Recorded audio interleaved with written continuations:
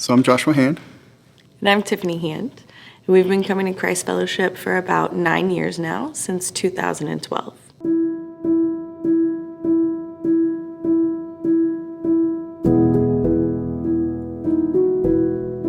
So I grew up in a pretty normal family. My parents have been married for over 40 years.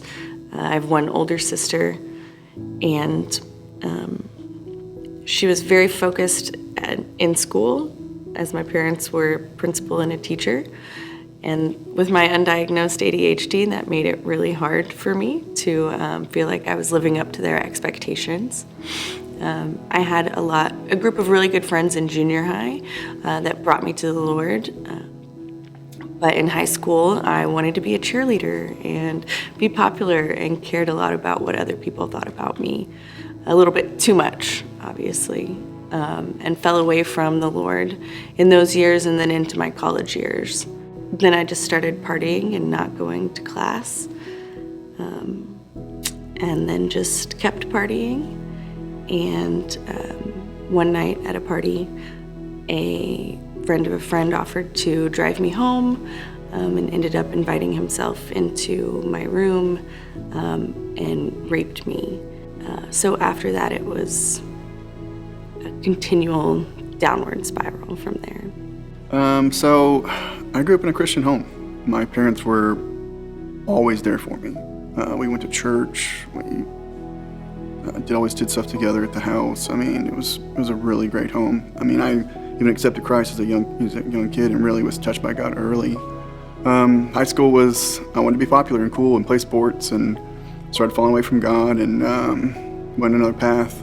College got rough. I did the same thing and really lost my path. I was arrested, DWI, and it just got worse and worse.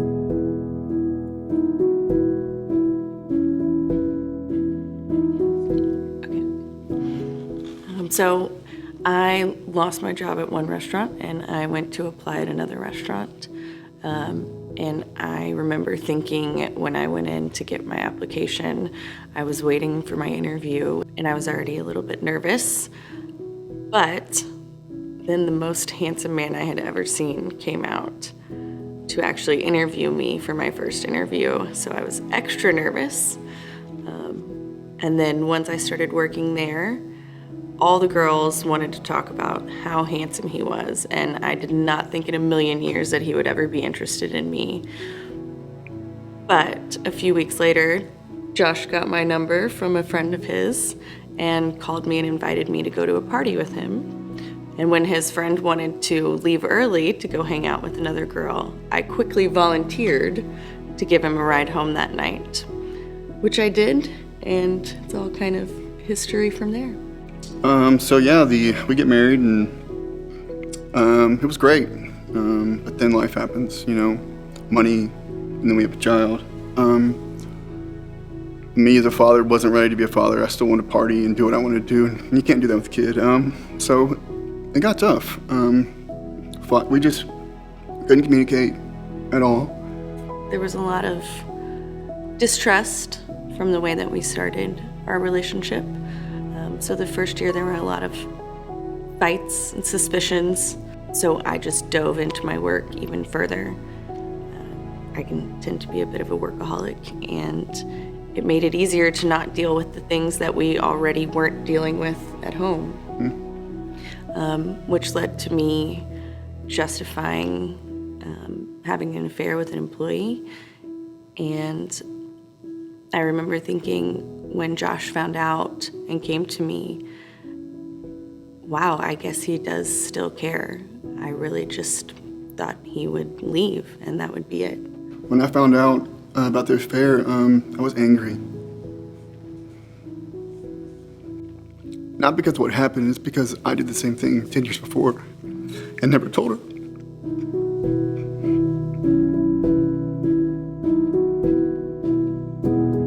So it was really tough, but for the first time we could kind of start with a blank slate and stop feeling so guilty ourselves inside. So I started a new job where we could spend more time together and reconnect and become best friends again. And we joined a life group here at Christ Fellowship then, a wonderful life group that's had such an impact in our lives. And we really thought that we were doing great. We still really didn't deal with communicating effectively to each other. Even though we started with this blank slate, we didn't know how to keep it clean. So fast forward, we conceived Bella. Things were great for a while. Underlying issues came up, of course. I had a wine tasting for my employment at the time. We'd been fighting the whole day about money or something, and Tiffany insisted she wanted to come hang out with me, and we were already heated. Throw wine on top of it doesn't help the situation. We leave the tasting, and obviously had too much to drink, and driving home because I refused to not let somebody pick me up, being the smart person I am, and I blew a tire just immediately. So here I am trying to fix a tire that's basically unfixable, and we got into an argument. I pushed her into the car. I ended up getting arrested that night for a PI, sent in jail.